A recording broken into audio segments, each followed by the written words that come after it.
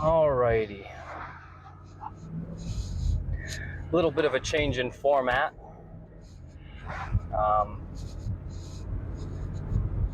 I know it's been a while since my last video, and I do apologize for that.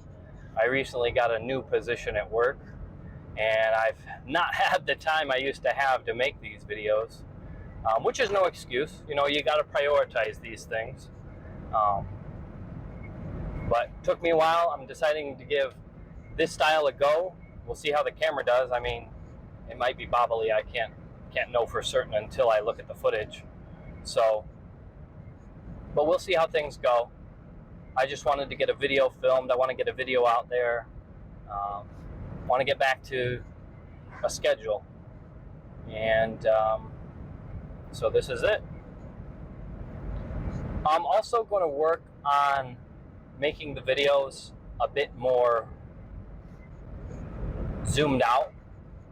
I do feel like self-improvement is a really big and important issue for a lot of people, but I also think there's a lot of other avenues to take with life. You know, a good way to think of it is with self-improvement, you're trying to become a better person, right? You're trying to be the best version that you can be of yourself. Ideally, that's happening all through your life. You should never stop improving. You should never stop trying to be better. But there comes a time where you're like, hey, I'm pretty freaking solid, okay? I'm not some schmuck who doesn't like get up, doesn't work, doesn't brush my teeth, comb my hair, that kind of a thing. Like there's a point in life where you're like, I'm at the very least okay. Now, don't become comfortable being average, for sure. You don't ever want to just sit there and be like, yep, I'm good with where I'm at. But at the same time, if you're doing fairly well, don't act like you're a piece of shit when you're not. I do think that can happen with self-improvement specifically, because there's such a focus on always being better, always improving, always stepping it up. And it's good, but you don't want it to become toxic. You don't want it to become the only thing you focus on. So there's that. Another thing, and this is something I've been thinking about a lot more of late, and that is, and it might surprise you guys, like local government. What can you do on the small scale to make your life and your community's life better? Now, I'll be honest, I haven't done anything related to that topic.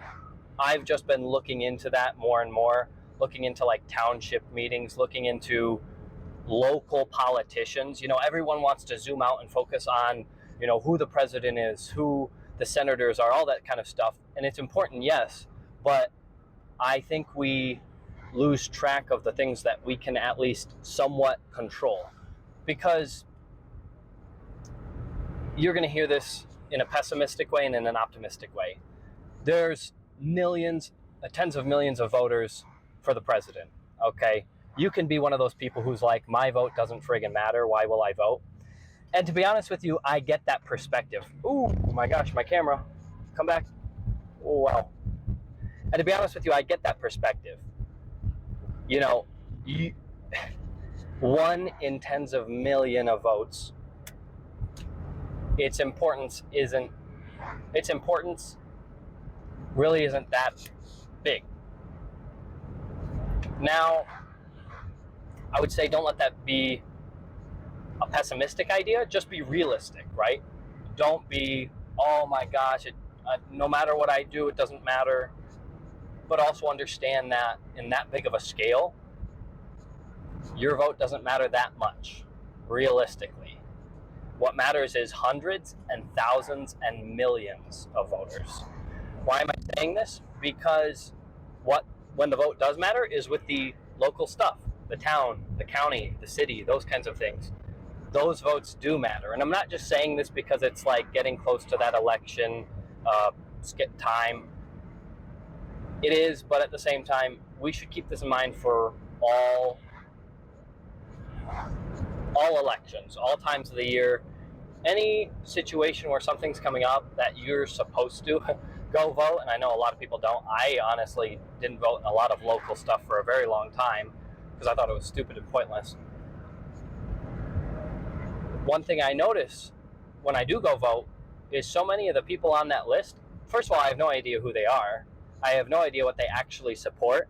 And if your ballot looks anything like mine, there's sections where it's like if you're going to vote in this section, you have to vote only Republican. If you're going to vote in this section, you have to vote only Democrat. I think that's really friggin' stupid, to be honest with you, because there's a lot of people that I agree and disagree with on both sides of the picture here. You know, there's Republicans that I'm like, whoa, like, no, that's too far, or I disagree in this section. And it's the same thing with Democrats where I'm like, you know, some of the time I'm like, this guy's got a point. The other time I'm like, your group in a whole doesn't have a point. And that's something we can control to some degree on those smaller ballots, on those smaller deals, which is good. And we should try. Oh my gosh, this guy's turning left and he didn't have his signal on. Freaking A, dude. And you should always try to do your research on those people. That's part of what I'm saying. Actually, that's all I'm saying, really. Because how else are you going to know who to vote for? If you don't know anything about the people, why are you going to vote for any of them? You know, I do think that happens. There was a few, like I said, with my recent voting, when was it? A couple weeks ago now, August something or another. And I went to vote and I didn't know half the people on there, to be real with you.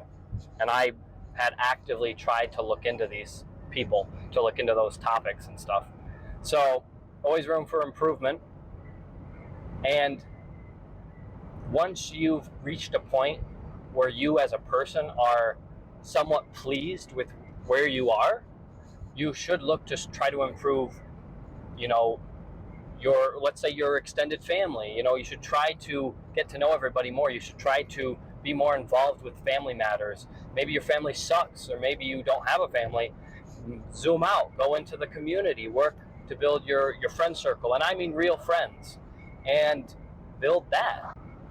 These things, they come up every once in a while, but realistically, I don't think a lot of people, at least in the US, think about, like, and I hate to use this word, like civic duty. You know, how many people actually give a crap about local politics? I don't know many, to be honest with you. I'm trying to understand it more. I'm trying to figure it out more. And I think that's the key to creating, and this sounds cliche, like a better society, a better future, and so forth. I really don't think who the president is matters that much. Do they matter? Yes, of course.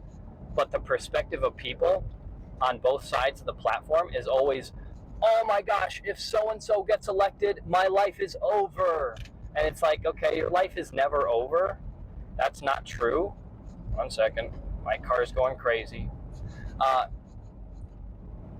You know, you can argue and be like, well, inflation is worse than it was 4 years ago. And, you know, fair enough.